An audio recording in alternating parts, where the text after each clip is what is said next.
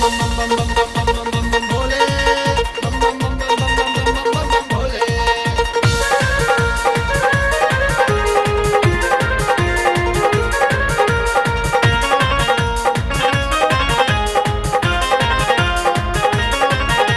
भोला जी के नाम मिली पल भर में आराम।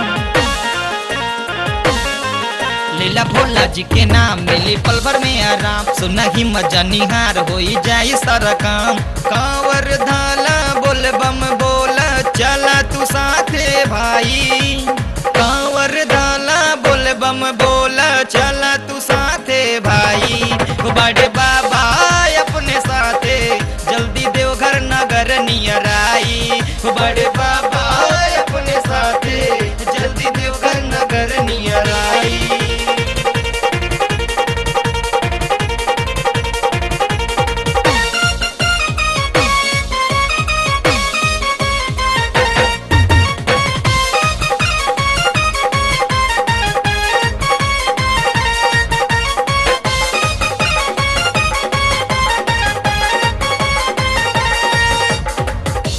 बतियाई भौजाई भोला पर जे जलवा चढ़ाई।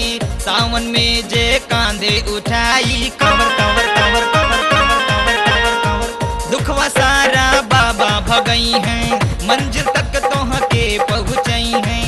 बोल बम बोलते बढ़ जाला power power power power power. Line लगा के मंदिर में जाके दीहा तू जलवा चढ़ाई।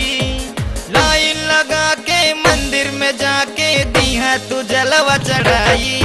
बड़े बाबा अपने साथे जल्दी देवघर नगर नियर आई। बड़े बाबा अपने साथे जल्दी देवघर नगर नियर आई।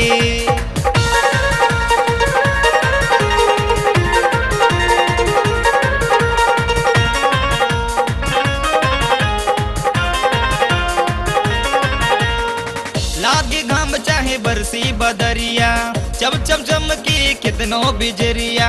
चढ़ तू जईबू सुइया पहड़िया। गाली गाली गाली गाली गाली गाली गाली गाली दर्शन जाके बाबा के करब। जलवा भोले बाबा पे ढारब। झोली तो हर भारी कबू न रही खाली खाली खाली खाली खाली। जिंदगी राही तबले पर दीपवा बाबा भजनिया गाई। जिंदगी राही तबले पर दीपवा बाबा भजनिया गाई। बड़े बाबा अपने साथे जल्दी देवघर नगर नियर आई। बड़े बाबा अपने साथे जल्दी देवघर नगर नियर आई। लीला भोला जी के नाम मिली पल भर में आराम। सुना ही मजा निहार होई जाई सारा काम। कांवर धाला बोल बम बोला चला तू साथे भाई। कांवर धाला बोल बम बोला चला